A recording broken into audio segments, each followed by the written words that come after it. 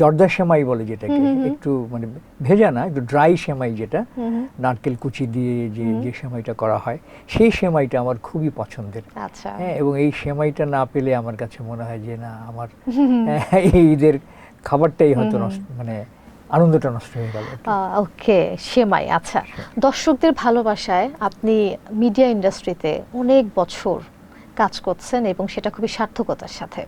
এই যে এত এত শুভাকাঙ্ক্ষী ভালোবাসার মানুষগুলো যখন ঈদের শুভেচ্ছা জানায়, দেখা হলে কোলাকুলি করছে এবং অনেক ভালো ভালো বার্তা দিচ্ছে, বিষয়গুলো কেমন উপভোগ করেন ভাই ঈদের সময়টাতে?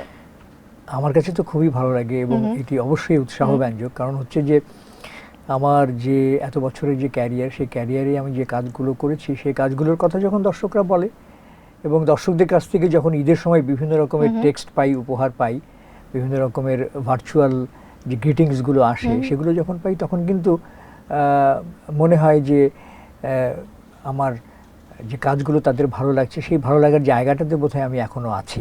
অবশ্যই এই আনন্দটা আসলে কাজ করে। এবং আমি চেষ্টা করি যে যারা আমাকে গ্রিটিংস পাঠান বা যারা আমাকে ঈদের শুভেচ্ছা দেন, আমি তাদের সেই শুভেচ্ছার উত্তর দেওয়ার চেষ্টা করি সবসময়। বাহ, চমৎকার। আচ্ছা, দারুণ। এই দীর্ঘ শিল্পী জীবন এরকম তো হয়েছে অবশ্যই যে মঞ্চ, টিভি নাটক কিংবা চলচ্চিত্র এসেছে ঈদকে কেন্দ্র করে, এরকম তো হয়েছে, এবারও তো এসেছে। হ্যাঁ, অবশ্যই। এবার আমার ঈদে একটি চলচ্চিত্র মুক্তি পাচ্ছে, যে কথাটি আগে বললাম, প্রেসার কুকার, রায়হান রাফির। আর বেশ কয়েকটি নাটক, টেলিভিশন চ্যানেল, এবং এখন তো মিডিয়া অনেক এক্সপান্ড করেছে, ইউটিউব চ্যানেল আছে, অনেক ওটিটি প্ল্যাটফর্ম আছে। তো ওটিটি প্ল্যাটফর্মেও এবার ঈদ উপলক্ষে বেশ কয়েকটি কাজ এসছে।